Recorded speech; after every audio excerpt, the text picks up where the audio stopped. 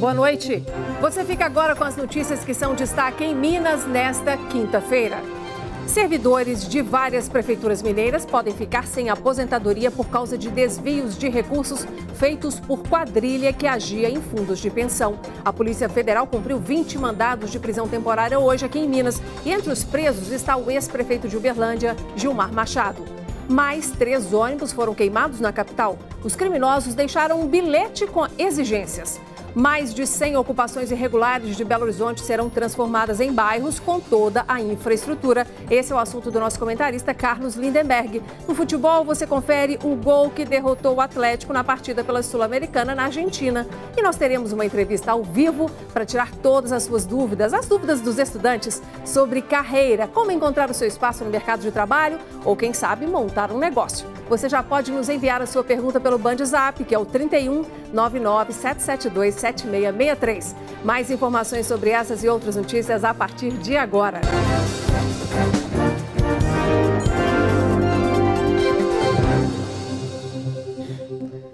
Centenas de servidores públicos que trabalham ou trabalharam em prefeituras de cidades mineiras estão correndo risco de não receber a aposentadoria ou de ter o benefício suspenso por causa da atuação de uma quadrilha que desviava dinheiro de fundos de previdência. Hoje, a Polícia Federal cumpriu 60 mandados de busca e apreensão e 20 de prisão temporária na Operação Encilhamento. Os policiais atuaram em 4 cidades de Minas Gerais, além de outros locais em 6 estados do país. O ex-prefeito de Uberlândia, Gilmar Machado, está entre os presos. Ele é suspeito de participar dos crimes. A Operação Encilhamento é a segunda fase da Operação Papel Fantasma, que apura fraudes envolvendo a aplicação de recursos de institutos de previdência municipais em fundos de investimento através de títulos de crédito emitidos por empresas de fachada. Além de Uberlândia, onde começaram as investigações, cidades de outros 6 estados também fazem parte. Ao todo estão sendo cumpridos 60 mandados de busca e apreensão e outros 20 mandados de prisão temporária.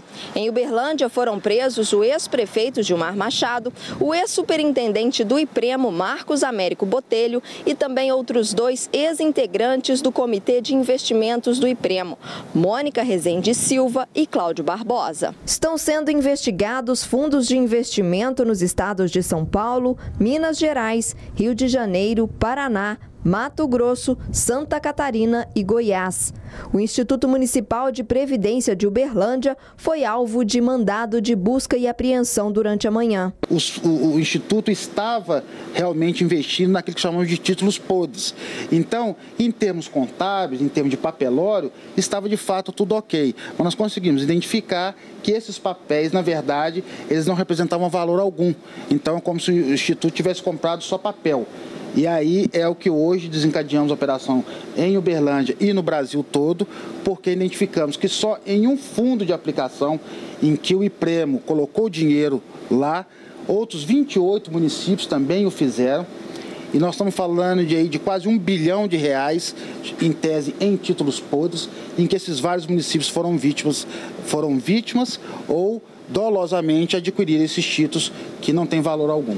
Os crimes são contra o sistema financeiro nacional, fraude em licitações, corrupção ativa e passiva e lavagem de dinheiro, que devem gerar penas que variam de 2 a 12 anos de prisão. No meio do ano passado, uma CPI da Câmara de Uberlândia investigou irregularidades no IPREMO. A constatação que a gente tinha naquela época é que fazia parte de uma quadrilha nacional. Já tinha sido feitas prisões no estado do Mato Grosso, depois no estado de São Paulo, e essas prisões de hoje, de vários estados, mostra que o senhor Marcos Botelho tinha vinculação com a quadrilha nacional. Infelizmente, sacaram do IPREMO aqui quase 360 milhões, grande parte, inclusive, não será recuperada, infelizmente. As prisões foram cumpridas às 6 horas da manhã. Servidores públicos podem não ter suas aposentadorias garantidas. Em Minas Gerais, institutos de previdência de 4 cidades são alvos de investigação: Pouso Alegre, Betim, Santa Luzia e Uberlândia. Quem ficou com prejuízo de toda essa história é o servidor que contribuiu para a Previdência, acreditando que faria jus a uma remuneração justa depois da sua aposentadoria. Nós daremos todas as informações e apoio para o Instituto de Previdência para que ele tente reaver algum desses valores aí. Mas é bastante complexo, esse dinheiro está pulverizado no mercado financeiro, tem que se ver a possibilidade de resgatar alguma coisa. Sério isso, né?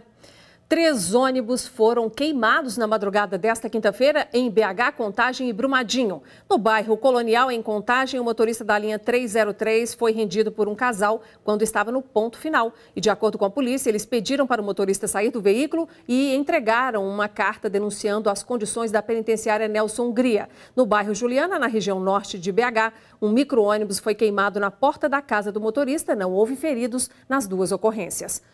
Mais de 100 ocupações irregulares de Belo Horizonte serão transformadas em bairros com todas as obras necessárias de infraestrutura e também de regularização dos lotes. Essa decisão foi anunciada hoje pelo prefeito de Belo Horizonte, Alexandre Calil, que assinou 2 decretos. Está incluída nesta lista uma parte da maior ocupação irregular da capital, a Isidora. E a partir de agora, a prefeitura diz que vai tentar impedir novas ocupações até com o uso da força, se for preciso. A assinatura do decreto contou com a participação do governador do estado, Fernando Pimentel, e de secretários dos governos estadual e municipal.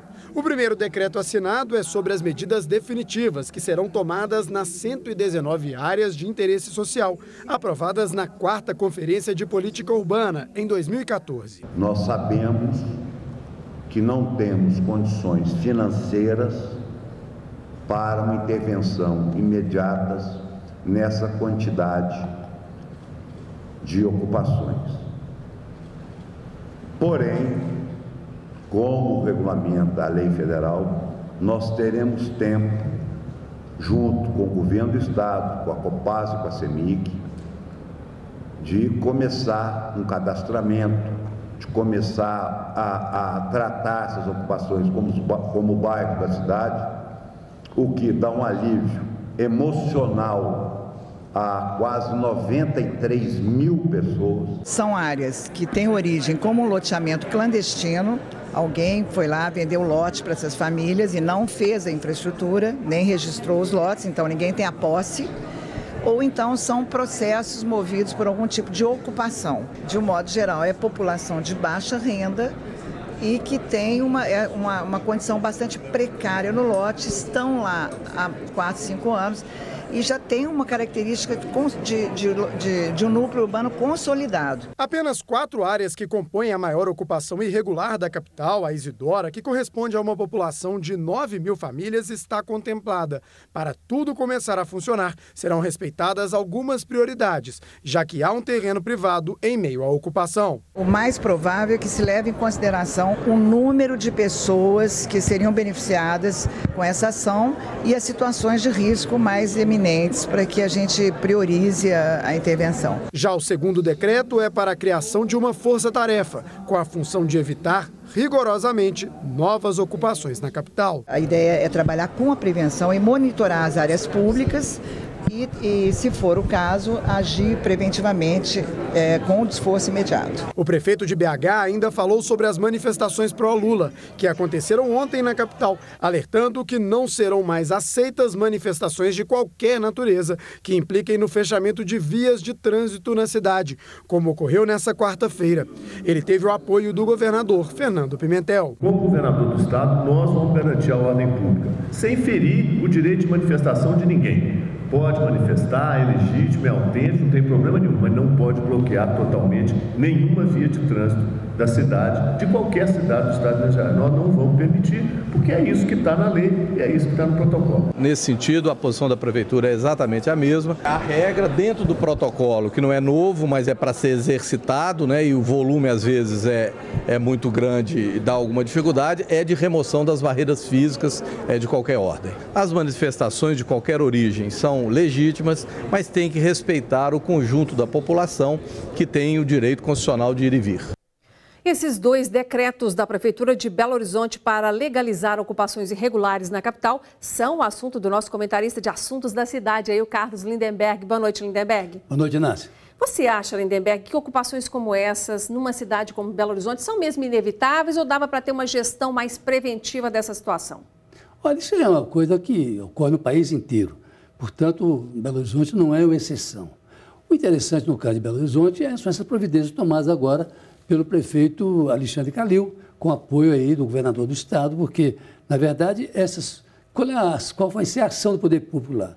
É dotar essas comunidades de toda a infraestrutura necessária, água, luz, saneamento básico, enfim, essas coisas que são inerentes à condição humana, né? Sem elas não dá para viver. Então, esse conjunto aí, esse apoio do governo do estado com a prefeitura, isso quer dizer que ameniza um pouco a questão do investimento da prefeitura, evidentemente, que tem a contrapartida do estado, mas, sem dúvida alguma, isso no ano que vem não deixa de ser um problema. E para evitar, hein? Como é que faz? Não, tem que evitar, isso o Calil falou e agora, né? Nessa matéria nossa aí, evitar novas ocupações. Esse segundo decreto que ele assinou é exatamente para isso. E, olha, a prefeitura e o estado vão usar a força, se necessário, para evitar novas ocupações. Porque senão fica uma coisa infindável. São quase 200 mil pessoas morando nesse tipo de ocupações. Então, não dá para continuar com esse tipo de coisa. É preciso botar um basta nisso. Agora, também não pode abandonar essa população, que quase 200 mil pessoas, ao léu. Não pode deixar sem água, sem esgoto, sem luz, etc. Muito bom. Semana que vem você volta analisando outro assunto importante para a nossa capital. Combinado? Combinado. Obrigada, viu, Lindenberg? Boa noite.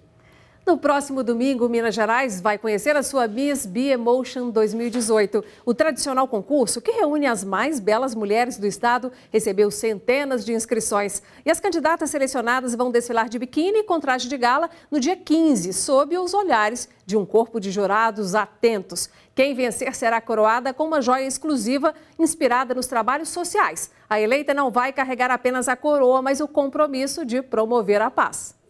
Em breve, ela vai estar na cabeça da mulher mais bonita do estado. No próximo domingo, vamos conhecer a Miss Minas Gerais Be Emotion 2018. Além da beleza e da elegância, uma Miss deve ter outros diferenciais. Um deles é o engajamento com trabalhos sociais. E foi daí que veio a inspiração para a criação da coroa deste ano. Foi nesse meiozinho aí que a gente achou o gancho para o desenvolvimento da tiara. Então a gente trabalhou isso, trabalhou a paz, trabalhou a leveza, trabalhou os movimentos, tudo isso foi pensado exatamente nesse contexto, né, que as misses, nesse dever que as misses têm. A escolhida não vai usar apenas uma linda joia. Os materiais usados no tão cobiçado objeto vão muito além do brilho. Trabalhamos aqui com o quartzo leitoso, o quartzo branco, que a gente quis trazer essa simbologia da paz, né? Então nada melhor do que uma pedra branca, né? Para a gente fechar isso. E é isso, ela vem coberta de ouro branco, né? Então é uma joia, verdadeira joia, para a eleita aí carregar esse compromisso de levar a paz aí, de ter esse cuidado. Centenas de candidatas se inscreveram para o concurso desse ano, mas apenas cerca de 50 pré-selecionadas irão desfilar de biquíni, salto alto e traje de gala. 7 jurados terão a missão de eleger a representante de Minas Gerais para o concurso nacional. Batalhar por um emprego, fazer concurso público ou abrir o próprio negócio? Essas dúvidas passam pela cabeça de quem ainda está na faculdade e mesmo dos jovens que ainda cursam o ensino médio. Pois hoje nós temos um convidado que vai falar sobre o caminho das pedras para quem quer empreender. Ele é belo-horizontino e tem uma história muito rica de trabalhos ligados à educação e ao empreendedorismo. Ele foi presidente de Grêmio Estudantil, fez intercâmbio, foi presidente da Brasil Júnior, a Confederação Brasileira de Empresas Juniores, é formado em administração, tendo sido eleito o melhor aluno da turma e também fez o programa de desenvolvimento de lideranças da Harvard Business School, uma das faculdades mais conceituadas do mundo, que fica nos Estados Unidos. O nosso convidado também é fundador da ONG Vetor Brasil e é para ele que você vai poder fazer perguntas sobre carreira. Está conosco o Thiago Mitrô. Seja muito bem-vindo, viu, Thiago, ao nosso jornal. Eu que agradeço o convite. Bom, e você, não se esqueça, você pode fazer a sua pergunta para o Thiago, que nós vamos responder aqui ao vivo. Use o nosso WhatsApp, que é o 31 99 772 7663. Thiago, para a gente aquecer aqui e começar. Nas faculdades não se tem muito estímulo para que os jovens empreendam. Você acha que todo jovem pode empreender ou tem aqueles com mais ou menos condições? Olha, acho que todo jovem pode empreender. Agora, o que ele tem que ver é se isso é a melhor opção de carreira para ele. Empreender, às vezes, a gente olha como um glamour, algo que é muito legal fazer, mas você não olha, quando vê uma história de sucesso de um empreendedor, tudo aquilo que ele batalhou e ralou para chegar lá. Então, o mais importante é você entender se aquilo é o que faz sentido para você. Precisa ter muito dinheiro para empreender? Não precisa, né? Para você começar o seu negócio, normalmente pouco dinheiro serve, né? Dependendo da ideia que você tem, você consegue fazer alguns testes, o que se chama de pilotos aí, para você ver se o seu negócio tem viabilidade. Se o seu negócio tendo viabilidade, você começa a conseguir seus primeiros clientes, os primeiros recursos, ou mesmo investidor para te apoiar. Bacana, eu vou intercalar aqui com perguntas que você já está nos mandando aí, que está nos acompanhando. O Leandro Rezende quer saber de você como se capacitar para se tornar um profissional competitivo para o mercado de trabalho. Então, emendando a essa pergunta do Leandro, que características você acha que as empresas estão buscando nos profissionais? Olha, Leandro, acho que a primeira coisa, você tem que entender, você quer ser competitivo em quê? Existem inúmeras possibilidades de carreira que você pode seguir, independente do curso que você faz. Hoje, cada vez menos o curso que você faz determina exatamente o que você vai fazer depois. Então, você precisa entender o que você quer ser competitivo. Daí é o processo de sempre. Você tem que estudar o mercado, entender como funcionam as organizações daquele setor, ler muito, se preparar para poder chegar numa entrevista nas empresas que você for se candidatar, bem informado do que a empresa faz e do que você quer para o seu futuro. Uma coisa que muita gente pergunta, Tiago, você tem experiência nacional e internacional. Inglês, espanhol, são condições determinantes para se contratar um profissional de graduação hoje em dia? Olha, faz muita diferença, uma vez que cada vez mais as empresas estão internacionalizadas e fazem negócios com o mundo inteiro, mas tem uma coisa que eu acho que é muito mais importante do que você saber inglês ou espanhol na faculdade, que é ter vontade. Você demonstrar para o seu empregador o quanto que você quer ralar ali dentro, mostrar seu valor, porque se você tiver vontade e ainda não tiver o inglês, a vontade te traz o inglês ao longo do tempo. Agora, compensa, se você tiver, né? Compensa. Agora, se você tiver o inglês e não tiver vontade, não adianta. Só o conhecimento, sem a vontade de fazer acontecer, não serve para nada. Rapidinho, vamos dar aqui o retorno para o Evaldo Santos, que também está nos acompanhando, dizendo que o filho dele está no 3º ano do ensino médio e que ainda não sabe qual profissão escolher. Isso é motivo para ele se preocupar? Olha, na verdade, aqui no Brasil, a gente, infelizmente, tem que escolher a nossa profissão muito cedo. Então, é muito comum que os alunos não saibam exatamente o que quer fazer no momento do vestibular. Por outro lado, a gente tem que tomar essa decisão. Então, o importante é você visitar as faculdades, visitar as oportunidades de emprego que esse curso te permite, para tomar uma decisão bem embasada. Bacana, estimular. Daqui a pouco, Tiago, você volta para a gente responder mais perguntas, combinado? Combinado. E você continue mandando as suas dúvidas, tá? E você vai ver a seguir os destaques do futebol. Em Buenos Aires, o Atlético perdeu para o São Lourenço na Sul-Americana. Os melhores momentos a seguir.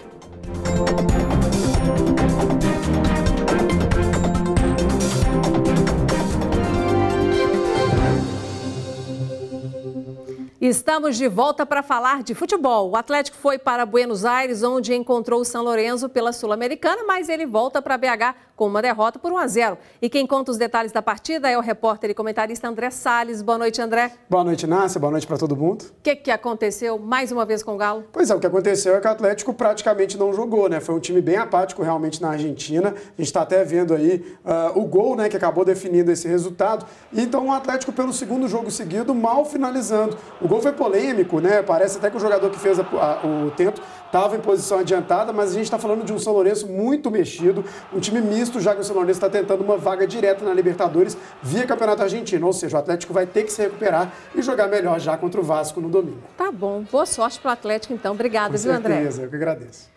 Ontem nós trouxemos aqui no nosso jornal uma reportagem que mostrou pais denunciando um comunicado que receberam da direção da Escola Estadual Arthur Joviano, aqui de BH, informando que a merenda escolar não seria mais servida porque a escola não tinha verba. Nós entramos em contato com a Secretaria de Estado da Educação, que discordou dessa afirmação e nos passou os valores relacionados à merenda escolar, e nós vamos corrigir aqui os números que apresentamos ontem, porque cometemos um erro. Segundo a Secretaria, o valor total repassado até o momento para a Escola Estadual Arthur Joviano neste ano foi de R$ 5.709,98. Desse total, R$ 3.358 são de recursos federais.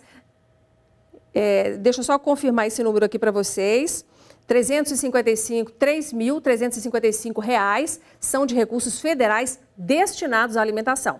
E R$ 1.368 são de recursos estaduais também destinados à alimentação. Os outros R$ 986,87 são de recursos estaduais, porém destinados à manutenção e custeio, que podem ser usados para a compra de gás, reparos, entre outras despesas. Os recursos de alimentação escolar provenientes do governo federal são repassados em 10 parcelas pagas de março a dezembro. A Escola Estadual Arthur Joviano deverá receber outras 9 parcelas de R$ 3.355 ao longo do ano, sendo que a primeira já foi paga. Os valores repassados pelo governo estadual de alimentação escolar podem variar por parcela. A primeira parcela paga neste ano foi de R$ 1.368.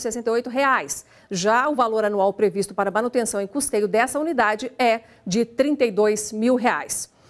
E depois do intervalo, tem os destaques da nossa agenda cultural. Se você ainda não tem programação para o fim de semana, não perca.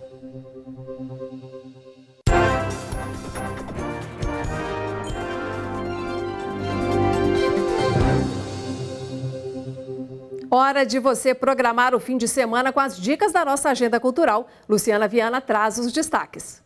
Chega aos cinemas o filme Rampage, Destruição Total, ação, aventura e ficção científica. Um experimento genético acaba transformando um gorila albino e outros predadores em monstros gigantes que saem destruindo tudo pela frente. É preciso desenvolver um antídoto, impedir uma catástrofe global e, ao mesmo tempo, proteger os animais.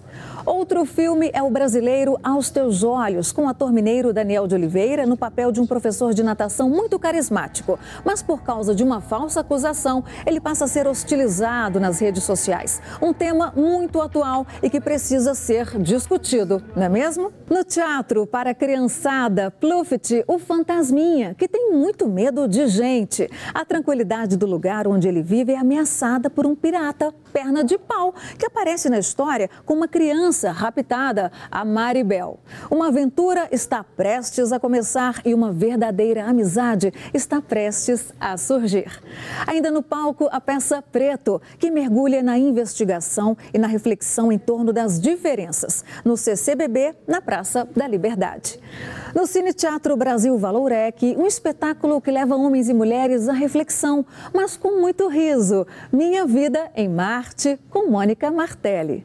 A comédia Selfie chega ao Teatro SESI Minas e fala da febre contemporânea, da autoexposição e da necessidade de estar online acompanhando tudo e todos. Já o espetáculo Além do que os Nossos Olhos Registram fala da convivência de 3 gerações de mulheres, apoiando e enlouquecendo umas às outras no Teatro do Sesc Palladium.